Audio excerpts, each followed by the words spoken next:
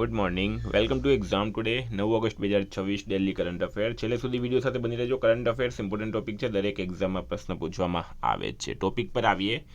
Question number 1 છે, હાલમાં ભારત છોડો આંદોલન દિવસ ક્યારે ઉજવવામાં આવ્યો?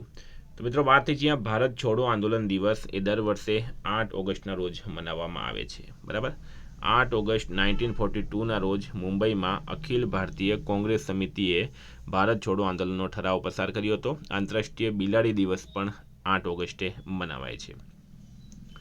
હાલમાં દેવેશ ઉત્તમને કયા દેશમાં ભારતના રાજદૂત તરીકે નિયુક્ત કરવામાં આવ્યા? તો દેવેશ ઉત્તમ એક આઈએફએસ અધિકારી છે, ઇન્ડિયન ફોરેન સર્વિસના અધિકારી છે, અને તેઓ હવે ઇથિયોપિયા દેશમાં ભારતના નવા રાજદૂત બની ગયા.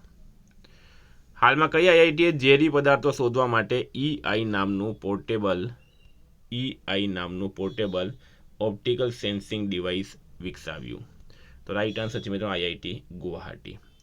આઈઆઈટી ગુવાહાટીના સંશોધકોએ ઈઆઈ નામનું પોર્ટેબલ ઓપ્ટિકલ સેન્સિંગ ડિવાઇસ વિકસાવ્યું, જે પાણીમાં રહેલા ઝેરી ધાતુઓ, ફ્લોરાઇડ અને બેક્ટેરિયા સહિત હાનિકારક પદાર્થોની ઝડપી તપાસ કરી શકે છે.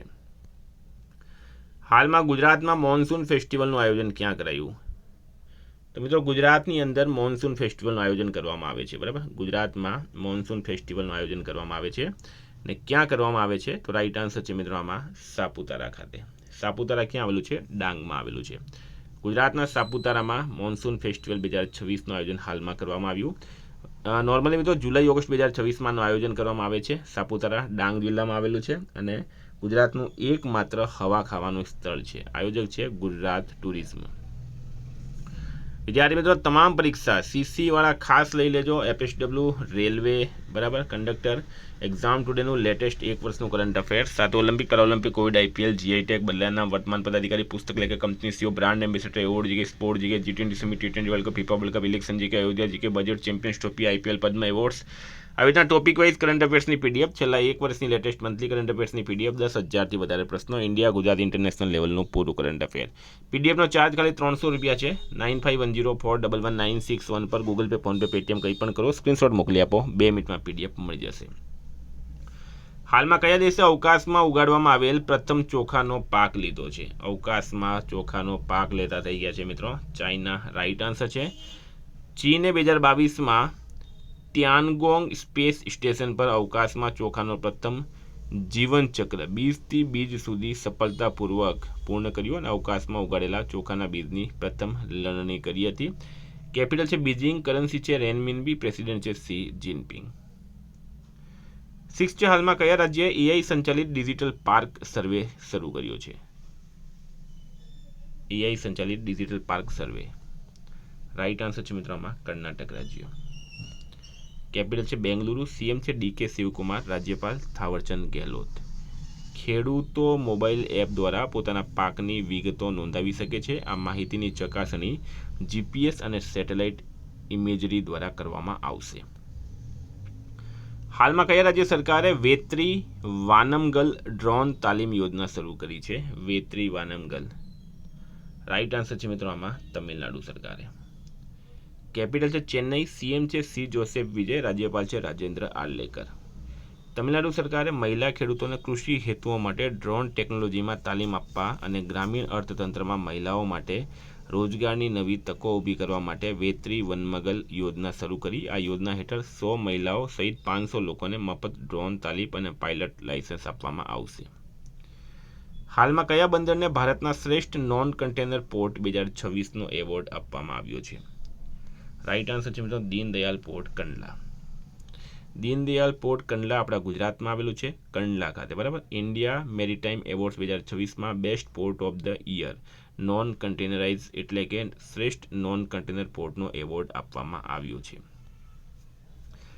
હાલમાં કયા રાજ્ય દ્વારા એઆઈ સંચાલિત ઇમરજન્સી રિસ્પોન્સ સિસ્ટમ 112 શરૂ કરવામાં આવ્યું? તો તેલંગાના. રાઈટ આન્સર છે. તેલંગાનાનું કેપિટલ છે હૈદરાબાદ, સીએમ છે રેવંત રેડ્ડી, રાજ્યપાલ છે શિવ પ્રતાપ શુક્લા. તેલંગાના સરકારે એઆઈ સંચાલિત next gen dial 112 emergency response support system શરૂ કર્યું. આ સિસ્ટમ 5 ઓગસ્ટ 2026ના રોજ હૈદરાબાદના Telangana integrated command and control centre ખાતે લોન્ચ કરવામાં આવી હતી. હાલમાં કયા દેશે રોમ સ્ટેચ્યુથી હટવાનો નિર્ણય લીધો છે? તો વેનેઝુએલા રાઈટ આન્સર છે. વેનેઝુએલાએ રોમ કાયદામાંથી ખસી જવાની સત્તાવાર રીતે સંયુક્ત રાષ્ટ્રને જાણ કરી. કલમ 127 મુજબ તે 1 વર્ષ પછી આંતરરાષ્ટ્રીય ફોજદારી અદાલત બરાબર ના સભ્ય પદમાંથી બહાર થઈ જશે. મિત્રો, આંતરરાષ્ટ્રીય ફોજદારી અદાલતની સ્થાપના રોમ કાયદા 1998 હેઠળ કરવામાં આવી હતી અને તે નરસંહાર, યુદ્ધ ગુનાઓ, માનવતા વિરુદ્ધના ગુનાઓ અને આક્રમણના ગુનાના કેસોનો સામનો કરે છે. કેપિટલ છે હેગ, નેધરલેન્ડ. ભારતનો પ્રથમ government backed protection and indemnity insurance product કોણે લોન્ચ કર્યું? તો એ કર્યું છે નાણાં મંત્રાલય. ભારત મરીન ઇન્સ્યોરન્સ પૂલ હેઠળ નાણાં મંત્રાલયના નાણાકીય સેવાઓ વિભાગ દ્વારા શરૂ કરાયેલ ભારતીય વેપારી જહાજોને દરિયાઈ અકસ્માતો અને તૃતીય પક્ષની જવાબદારીઓ સામે વીમા કવચ મળશે. મહત્તમ કવરેજ છે $1.5 બિલિયન.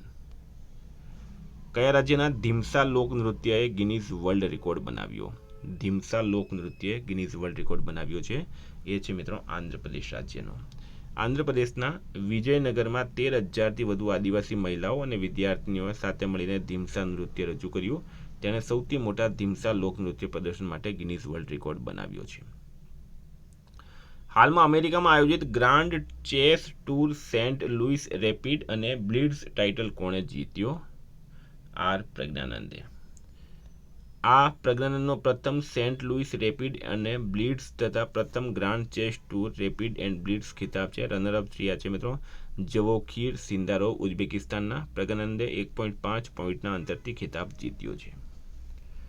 હાલમાં ભારતીય વાયુસેનામાં ફાઇટર કોમ્બેટ લીડર કોર્સ પૂર્ણ કરનાર પ્રથમ મહિલા ફાઇટર પાયલટ કોણ બની? તો એ બની છે ભાવના કંઠ, એરફોર્સની અધિકારી છે.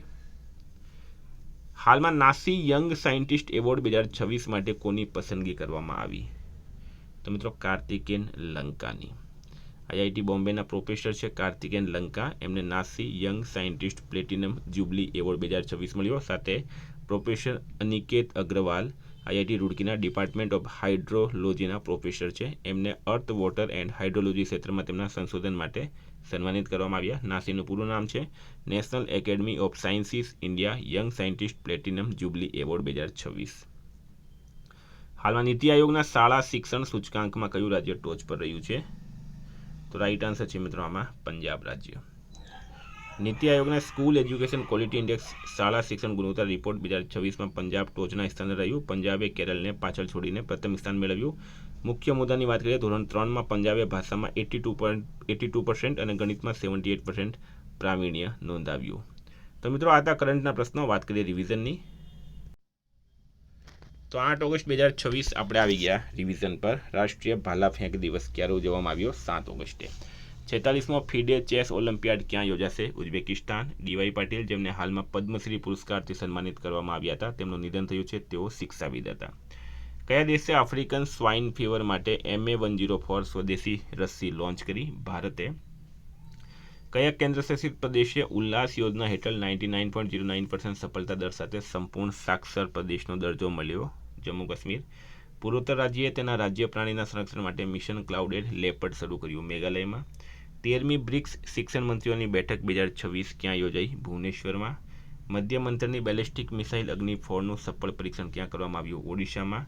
VN શર્માનું નિધન થયું છે. તેઓ પૂર્વ સેના પ્રમુખ હતા. હાલમાં મંજૂર કરાયેલ સમુદ્ર મંથન યોજના કયા ક્ષેત્ર સાથે સંબંધિત છે? તો ઊંડા સમુદ્રમાં તેલ અને કુદરતી ગેસની શોધ. નેશનલ એવોર્ડ જીતનારી ગુજરાતી ફિલ્મ મારણના સર્જક છે અભિષેક જૈન. આર્મી ચીફના એડ-ડી કેમ્પ તરીકે નિયુક્ત થનાર પ્રથમ મહિલા અધિકારી શિવાની શેરાવત.